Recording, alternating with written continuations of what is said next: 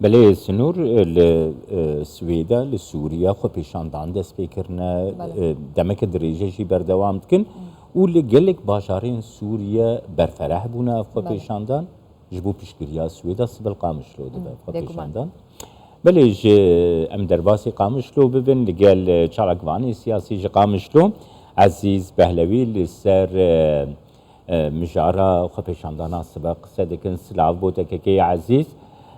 كيك عزيز أرمانجا خو پیشاندانا و سبا لقامشلو چه دبا؟ على رسالة قلت كريج وره أري والله ما كسي جات يارستان بأم تاريخ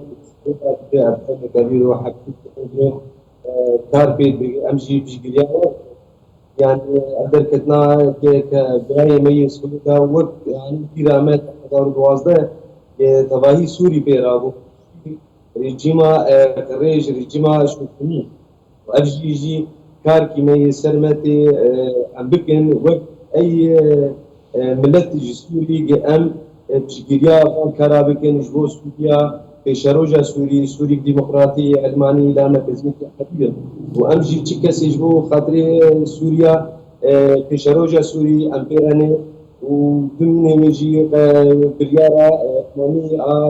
بنجو شهر هم تجيبياوي جدا سويدا سويدا قامش كنا هم تمني كان دنجي مش جوانا أفريقيا قامش لي كردي قامش لي هم بورنا حتى هم جبر جيما قريش خلاص بدين بدين سوريا جبو حمي ملتي سوريا تبعي سوريا هم بشروج هم زاروكي وجانا زاروكي بێ خۆشی کار بکەن. بەڵێ بەڕێز بەهلەوی بۆ خۆ پیشاندانی سبەی لە قامیشلۆ ئێوە مۆڵەتان لە بەڕێوەبەرایەتی خۆسەر وەرگرتووە لە ڕۆژاوای کوردستان؟ والله ئەم کارێکە چالەکمانی من یا سیاسی من بریاردستان چار خاڵی سەرەکەیە کە ئەم سەر پێ بکەن یەکژێ بۆ سووریا پێشەڕۆژە سووریا دەولەتێک اتحادی لا مرکزی ئەلمانی دوا ام برای خوی سویدارانه بدل جان ابوارانه اساسيه حوار وطني سوري خالص بحقوق حر موجوده دي حقوق كرد وعرب وسريان وسوري حتى جزياجي دي ام بقى امميره بارز بهلوي مولتان ورگرتو لا ريفبري خوسر بخو پیشاندانی سبي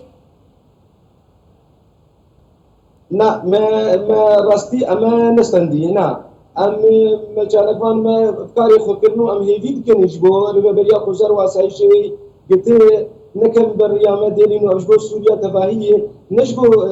تيار كي سياسيا اجبو سوري كامل كان خاص سوريا بيجروجي سوريا ما بيشابه كيكي عزيز قامشلو هيزين رژیمی جی هنا او چارگوشیا اولهیجی گلو خو پیشاندانا گو وکری هند چنه پیشیا اوفیسا نتوینیه گرتی و داخوازی و چه دبن ده جبو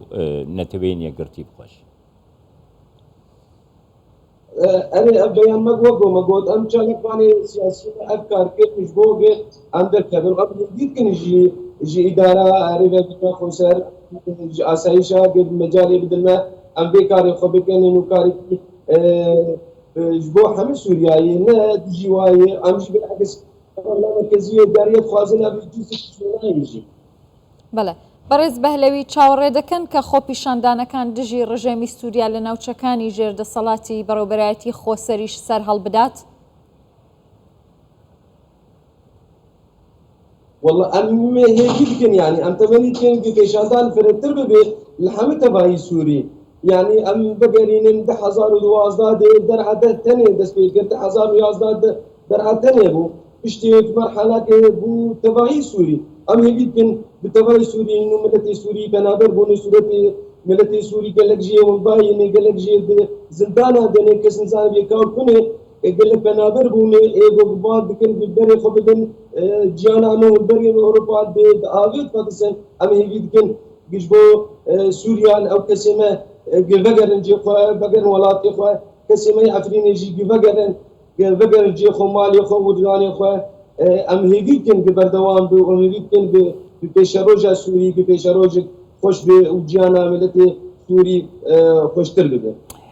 کەکەی عزیز نوها ئەف چەندین ڕۆژن خۆپێشاندان لە سوێدا بەردەوامن ئیرۆ هەف پەیبنەکەمە لەگەل چاڵکوانێکی برێڤەبرێکی وا چاڵاکیانژی هەبوو دەستنیشان کرد و دێ بەردەوامژی ببن لە چەندین باژارێن دنجی خۆپێشاندانên piştgiriyê çêbûna sibal qamiş lo dibe gelo hûn bawer dikin ev yek dikarê bandorê di asta navxweyî her wiha di asta navdewletî de jî ji bo krîza Sûriye bike bandoreke wê dibel gora baweriya te والله ام جي بي ام بي زحمتي ام جي بي بيجن يعني قاب افكاري قوم بكن ان شاء الله بروجي فرتر بي بالتراهي سوري ام تم ام خبت قارينين 2011 يعني 2011 حتى انا بوازف صالي ونا ام كتن ملتي ما كنا برقوم ملتي ما اشياء ملتي ما بي اقل تشتي جير لازم بينا موجوده ام فازن بيشاروج هذا بيشاروج مش بجانك خوشتر دەرباس بێت. بەڵێ زۆر سپاس بەڕێز عەزیز بەهلەوی چالاکوانی سیاسی ڕاستەوخۆ لەگەڵمان بووی دەستخۆش.